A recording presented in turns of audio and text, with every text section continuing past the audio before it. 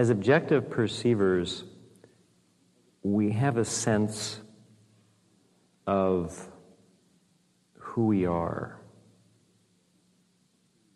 We have a sense that we are a person with ideas, history. You know, we are who we are. I mean, you know who you are. You are whoever you happen to be. However you see yourself is how you are. That's all it is. And we have a sense, unless you've been involved with metaphysics for a long time, unless you've been practicing Buddhism for a long time, and not just in time, but I mean, you've done something with the practice, you've evolved. But until that has happened, we have a sense that we choose to do what we do in life. We have a definitive sense that, well, I've chosen to do this. That's why I'm doing it. So I'm meditating, I'm involved with a spiritual quest, I'm exploring other dimensional realities, I'm exploring enlightenment, I'm trying to become happy and free from pain or guilt or depression or various ailments of the psyche. I want endless ecstasy, whatever it might be. But we have a sense that we are participating in metaphysics and the metaphysical experience voluntarily. We're doing it because we're doing it. We've chosen to do it. As you go much further in metaphysics, you discover that that's not true at all. The reason that you're engaged in metaphysics is there isn't a reason, you just don't have any choice. You couldn't stop no matter what you did. You're held by power. Now, this is a very different view of life. In other words, we believe that all people are created equal and we have free choice and all that sort of thing. And it's very big these days on the earth is the idea that you can just go get yourself a four-wheel drive and a cute guy or girl and a house and a job, and you can kind of do what you want to. This is very American. But very egotistical, very centered around self. And I like independence, and I like that idea. But to be honest with you, in metaphysics, we see, as metaphysicians, we perceive that it isn't really we who ever decide anything. It's power that decides things. It's power, if I can enter into the world of the American Indians just a little bit here. We believe that there's a force that binds life together. There's something that makes everything what it is, and we call it power. In Buddhism, I guess we'd call it karma. But let's be American Indians for a minute, since we're in America. They were here first. Power. Power binds us to something. You see two people together, they're in a relationship. They don't like each other. They're bored with each other. Why do they stay together? Well, they'll say, well, because, God, I wouldn't know what else to do. I really don't want to meet someone else. It's inconvenient. We have children, whatever it is. But it's really power that holds those people together. And when the designs of power change, those people will separate, and there's nothing they can do in the meantime about it. There's not a thing they can do. Nothing. Zero. Now, this goes, again, real contrary to the grain of the American, and pretty much the common 20th, 21st century view of life, where we can all just do what we want to. We can start a factory, we can drive a car, we can make our life what we would like it to be. But the ancients believed that that isn't true. Within a certain framework, within certain parameters, there is free choice. But the parameters, we have no choice about. Where we're born, the conditions, we don't choose that, it just happens. And beyond that, we just think we're choosing. But there's a power that brings us to things. And there's a power that lets us move away from things, from people, places, experiences. And so what you learn to do in metaphysics is to accept. It's a tough one. Because everybody's convinced that they can just go do whatever they want. Yeah, you can shop in any supermarket coast to coast. You have that choice. You can shop in Arkansas, you can shop in California, you can shop in New York, New Mexico. You can shop anywhere you want. Made your choice. They're all about the same, needless to say, the supermarkets. What we learn to do is to accept where we are and what we're doing, and we learn to try and understand that there is something to be gained from experiences, be they pleasant or unpleasant. Because you're in a pleasant experience, you want it to last forever, and it doesn't, naturally. You're in an unpleasant experience, and you want it to go away, and it lasts forever. Yeah, that's how it is, right? So, but we believe that experiences are inescapable, that power holds us, it binds us, just like it makes us who we are. In other words, why are you? It's like, why a duck? You know? Why not? Why are you? No, why are you? Why? I mean, that's the first metaphysical question you're supposed to ask the great guru. If you're meeting, you go, oh, great guru.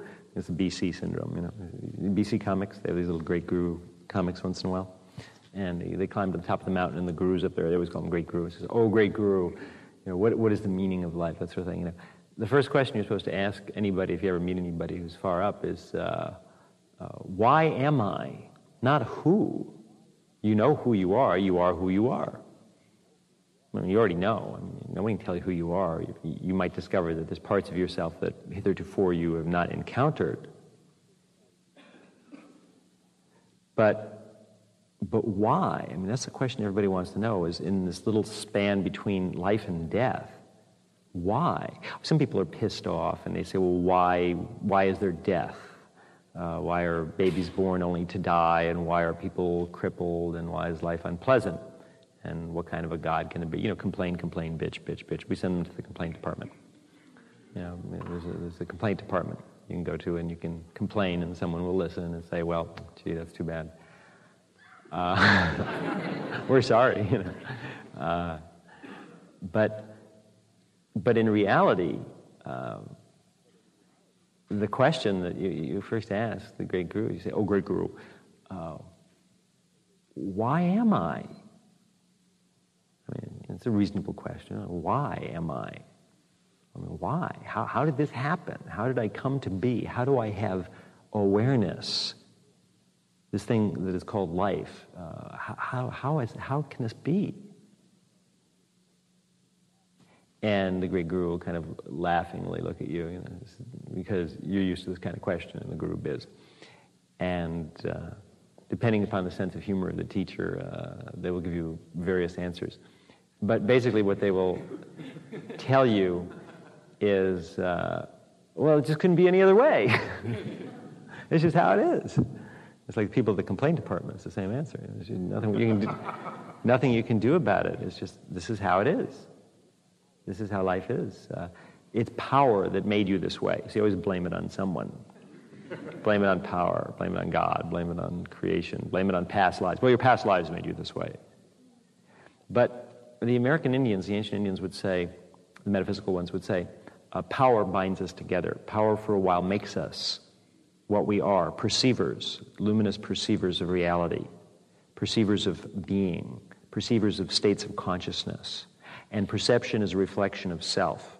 All we are able to perceive is a reflection of our perceptual field. There isn't anything else. There can't be anything else. All perception is self-reflective. What we see is a mirror. Eternity is a mirror.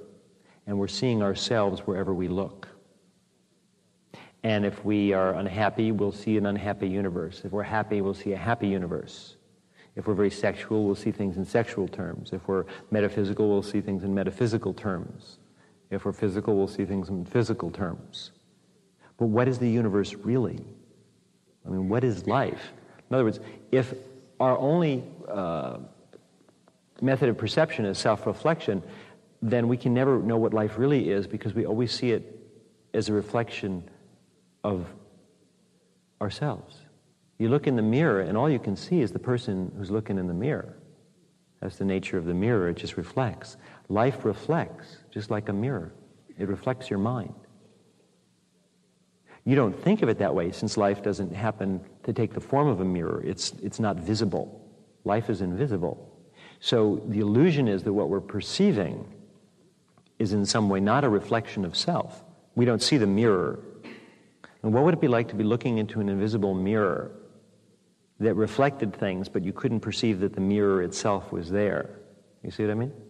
So that's what life is. Life reflects the field of attention that we're in. The field of attention is the software.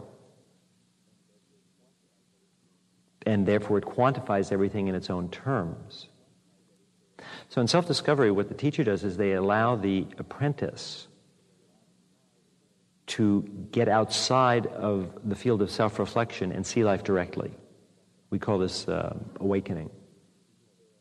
And what we see is that there are endless planes of attention, endless realities, endless mind states. They're like collections of atoms and protons and neutrons, nuclei. I mean, they just go on forever. They're plasma, they're fluid, they're alive. And that the universe is made up of an endless ocean of life itself. It is an endless ocean of itself. And that for a time, it binds itself together in particularized forms. And those forms have perception. And they perceive themselves as being separate. They think, oh, I'm separate from this. Because I'm separate because I perceive it. If you can perceive something, you're separate from it. That's how perception works. I am perception. What I perceive is separate. You can't really perceive self. Or you can perceive your physical body or something. But you can't perceive essence of self. It can't be done. Because you are the one who's perceiving. You can look in a mirror. That's all you can do, is look in a mirror. There is nothing else you can do but look in the mirror of self, in the mirror of karma, we'd say in the Far East. Because karma is the sum total of who you are from everywhere you've been. The mind state you are in is karmic, meaning it's related by a causal chain of existences, of moments, of particles of timelessness, if you will. It's hard to put these things into words. It's impossible, in a way. So existence creates itself in any way that it chooses to, for no particular reason. No reason that we could assign to the world of human reason, logic, deductive and analytical, let's find out, ask Mr. Wizard, that sort of thing. There's no way we can possibly understand anything, but we can see things. We can perceive things. And we can wonder. I mean, we can just be in the world of awe and wonder. That's the best we can do. Most people are not in the world of awe and wonder. They're in the world of deadness. Their perceptual fields and bodies are completely self-reflective. And all they see is themselves wherever they go, and the universe revolves around their self-reflection. But someone who's a Buddhist, someone who's a metaphysician, someone who's an Indian, a mystical Indian, is aware that there are many mysteries. And mysteries are not riddles. I mean, mysteries are places to go with your mind. You go into the mysteries. And in the mysteries, everything turns inside out. Everything flips.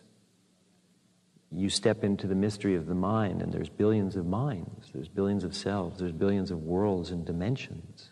You go into them, and you become them. And you're never who you were. You never were who you thought you were anyway, so there's no loss. There are endless realities. William Blake wrote a poem called The Mental Traveler. And that's really kind of what we are. We're just a mind that travels. We travel through perception. And we just perceive ourselves in variant forms and variant conditions forever.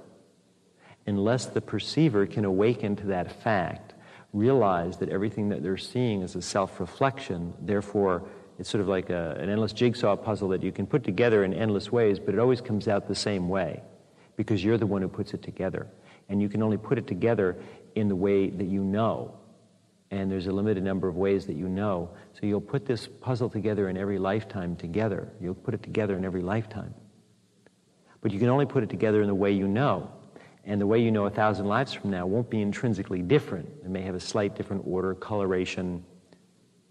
This puzzle In other words, the grooves in the puzzle, you make them what they are. You fit them together. And eventually, you create a picture of yourself. Your life is a reflection of your perception of yourself. Everything you do is predicated upon that. And as a person matures and we say they get their life together, that simply means that their self-reflection has become more complete, to the point where it strangles you. You get your life together, so you've got the house you want, you've got the car you want, you've got the job, you've got the family, you've got the body, the money. When you've got it all, you're completely fucked. Because what you've done is mirror yourself in physical form. You've trapped yourself in your self-reflection, which is why it's boring, you see? So what people do, in other words, life is just masturbation, in a sense, mentally. What people do is they just create a world out of their self-reflection, and then they wonder why they're not happy.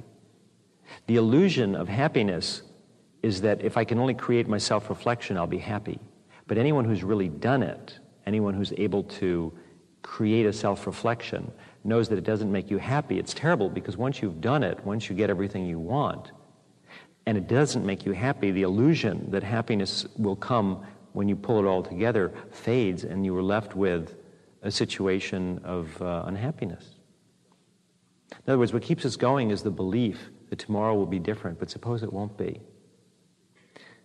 Well, it won't be. No life will be different. Eternity isn't different if it's always just a self-reflection. Death does not end self-reflection, it just changes it in an incremental way. But in the next life, the aggregate of the self reassembles, and we are pretty much who we were. So metaphysics is the study of how to shift the self, how to get outside of the self-reflection, and to just gaze with awe and wonder at the countless universes, the countless celestial radiances of mind, of life, of enlightenment, nirvana, God, whatever you want to call it, power.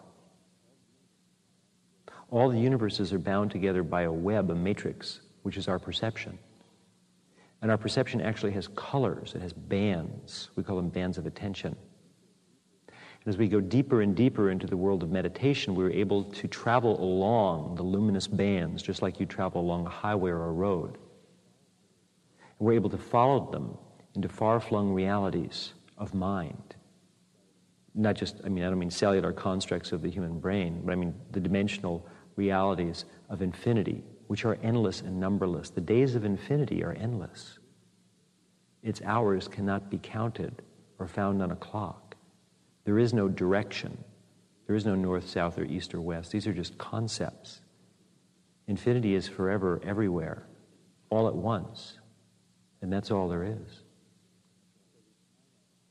So we climb outside of the field of self-reflection, just a little. If you go too far, it'll blow your mind. It's strong out there. If you go out too far beyond the bounds of attention, there are things in the universe, in the universes of mind, in the inner worlds, that it's best sometimes not to deal with unless you're very, very far along. In other words, you can go into the flux of the universe, we call it paranirvana, where things become what they are, like this moment that we're sharing together right now. There's a place this moment comes from, where it's made, actually. It's like a big factory where they make moments, where they make realities, where they make infinities. You can go in there and you can turn into the flux and throw yourself back into it and come out somewhere else. It's like warp drive, in Star Trek. You just snap it through warp drive and you come out in a different part of the universe. But that's too much for some people. It's too strong for the perceiver. The mind has to be very luminous to be able to do that. The sights of infinity can be too strong. They can scorch the soul. It's best to take infinity on a little at a time. So metaphysics is a process where a teacher shows you how to gradually step outside of the self-reflective bubble of attention. That's how the American Indians refer to it. They say that there's a bubble of perception. And all of our lives, we're looking into that bubble thinking that we're seeing life when we're just seeing our own mental self-reflections. But it's possible to open the bubble, to step outside of it. And for a brief moment, the luminous perceiver who's within the bubble, who's always thought they've been seeing life directly, not realizing everything is a self-reflection, steps outside of the bubble. And they look outside and they see forever. And that reorders us. It so changes us. It's startling that it causes the luminous perceiver to run like hell back into the bubble and close it up and, batten the hatches down and seal it with super glue and anything you can get your hands on and say, no way, Jose. I want everything that's familiar, my life, my world, my body, time, space. I need these things. I don't exist. I'm not even anything. When you get out there real far, boy, and what the luminous perceiver thought was far was like, 2 inches. It's like in Beetlejuice when they open the door and they step outside and suddenly they're in the world of the sandworms. And, they've stepped outside maybe 1.5 feet past the door. But in this other dimensional reality, it appears that they're going on forever. And they think they've been out there for maybe, several hours, and they've only been gone a few seconds. So when you go into the other worlds, when you go into the luminous dimensions, it's very different than here. It is. You really have to have your act wired. You have to be very strong and your mind has to be in the right shape.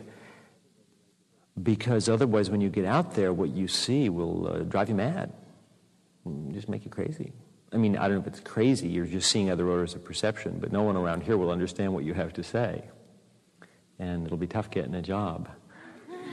Because you'll be babbling about there were 50 billion universes walking through my mind, and it'll sound like you're on LSD or something, but you're not. LSD is a drug. This is reality.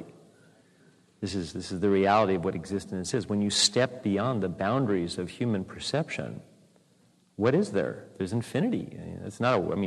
The trap of words is that we believe them. The trap of words is that we say something, and the thing that we say we believe is. We say something, we say a word, and we're convinced that the meaning of that word is the reality. A word is a symbol.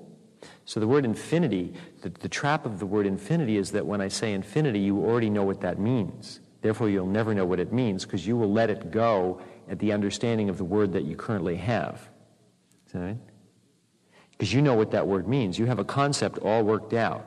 You have a file inside your mind for that word. And when I say the word, you just look at the file. And I could say the word now, I could say it a year from now, you'll just look at the file. The only thing that can happen is experience can change that. I can say the word Africa. And if you've not been there, you've got a file for Africa. So you will look at the Africa file, jungle, I've seen some movies, Tarzan, elephants, South Africa, different ideas might come to mind. You've got a file with various, data on South Africa, East Africa, North Africa, West Africa. But if you got on a plane tomorrow and you actually went to Africa and you spent several months trekking around Africa and you came back and I said the word Africa to you, you would pull out a different file. So the trap of words is that we're content with them. Words are the death of metaphysics. But the funny thing is we use words in the teaching of metaphysics. It's one of those weird contradictions. So the trap of words is when someone says meditation, let's have a great meditation, or the word enlightenment. We have already preconceived what that means. We're very certain we know what enlightenment is. Therefore, there's no need to go any further. So when I say, well, God, there's countless dimensions and universes and infinities, you go, oh, right, okay, got it. You just real quickly, we whip out all those files for those words. We look at them and go, got it, got the reference point, check the map, yep, okay, infinities, worlds, sure. And you don't have any idea what I'm talking about. You haven't been to Africa. I'm talking about existent reality beyond your self-reflection. Beyond your self-reflection, it's not a physical place you have to go to. Beyond your self-reflection is eternity. In other words, it is the mind that weaves the dream of life that convinces us that what we see is what is apparent and what is real, and that there's nothing else outside of our perception. But I can assure you, as a practitioner of Buddhism, that there are 10,000 states of mind at least, give or take a few billion, which can be seen and experienced and known, and each one goes on forever. And in each one, you're something else. Forever. So metaphysics is a process where we go on journeys. We travel. We're mental travelers. We travel step by step, not too far, too fast. Step by step, we travel into other dimensions of mind. And gradually we gain new orders, new understandings of what life is and what we are. We have an awakening where we see that we are, oh gosh, I couldn't tell you. There are no words for it. If I give you words, you'll be satisfied with those words, and you'll think, oh, well, I understand that now. I don't have to go do that. I understand. I can appreciate intellectually what he said. You have no idea what I'm talking about. It's like the desert, you know. We were talking about the desert earlier, and I was describing, you know, metaphysical adventures in the desert that we have when we go to the desert to meditate. And, you know, immediately, if you haven't been there, you pull up the word desert and, you know, look it up. Oh, yes, cactus and shrubs and, you know, that sort of thing. You know. And you don't know what I'm talking about. The occult experiences that I had in the desert where the universe collapses in upon itself and billions of realities spill out through a giant hole called reality. It changes your awareness of things. So metaphysics is a process whereby we awaken step by step to larger understandings of existence. And those larger understandings of existence change our self-reflection. This is the key. They change our self-reflection. And that self-reflection is important because the self-reflection is sanity. The self-reflection is the ability to function in time and space. It is the function of memory. It is the function of choice. But the thing that creates that self-reflection, the thing that holds it together, is power. Power makes it that way. The power of the universe. The reason the man and the woman are together is because they fit each other's self-reflections. But power is the thing that holds the self-reflection. Things change when the self-reflection changes. So when I say that power causes something to be or power causes something not to be, what I mean is power causes the self-reflection in which the self binds. And the only way to change the way we put together the puzzle, let alone to throw it away, is to completely change the self-reflection. And to change the self-reflection is a very complicated thing. It's a very complicated thing. Because even the concept of changing the self-reflection is bound by one's self-reflection. And we can only conceive of changing the self-reflection in response to our concept of self-reflection, which is predicated on our concept of self, which is a self-reflection. You're in the fun house with all those different mirrors. You've been walking around in it so long that you forgot what you look like. Or suppose you grew up in a house like that where all the mirrors were distorted. Suppose every time you've looked at yourself, it's been in one of those funny mirrors. And you have no idea what you really look like, or that's what you really look like. You see?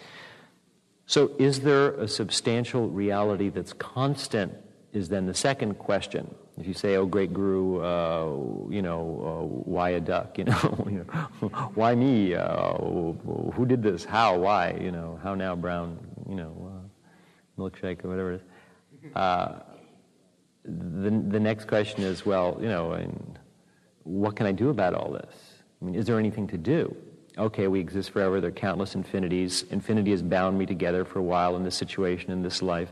There is no free choice, but I can enjoy the ride or bitch and complain, depending upon whether I want to make myself miserable or happy.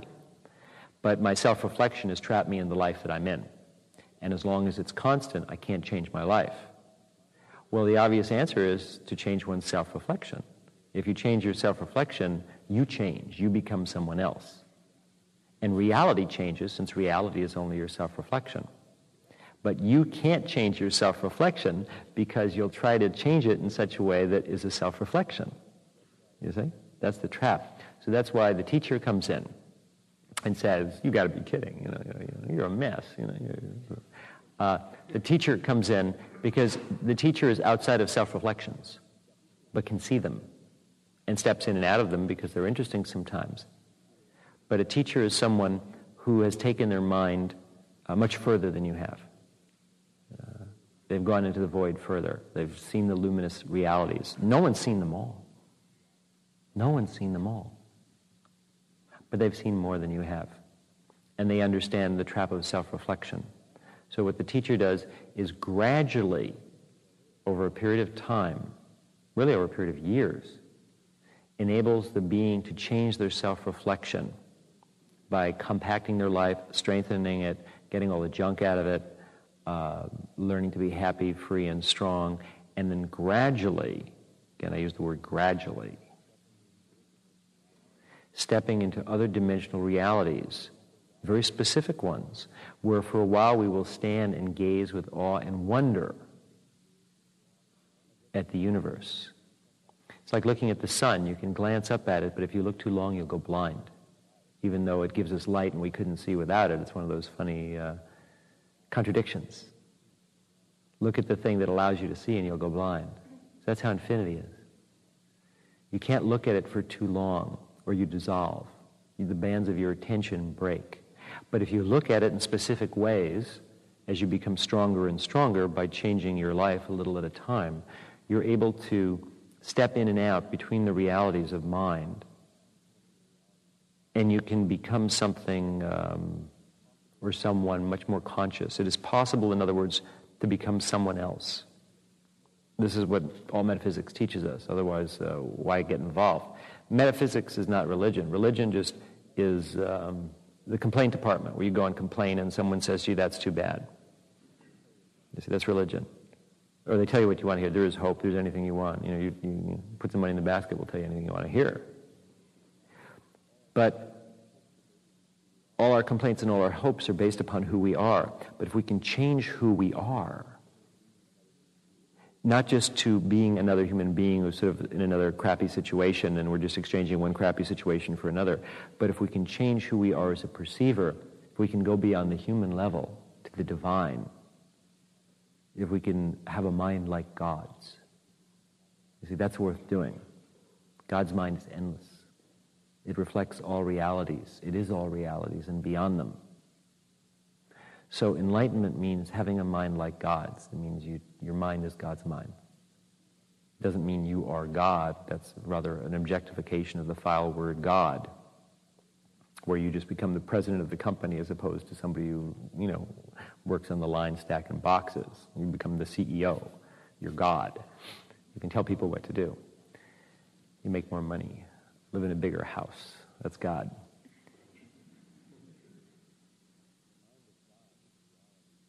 The mind of God is reality without limitations. Perception not limited to its own field. That's what we call enlightenment.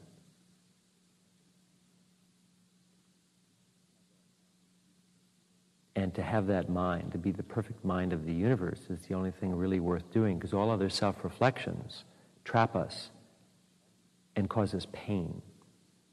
In other words, self-reflection is painful because it's a condition of limitation, and any condition of limitation vis-a-vis the experience of endless freedom is painful. Personality is painful, be it good or bad. Bad is more painful than good. But even good, even the religious seeker, the person who is kind and doesn't eat squirrels and stuff, particularly raw, while they're still moving. A good person. He hasn't eaten a squirrel in a week. He's changed. A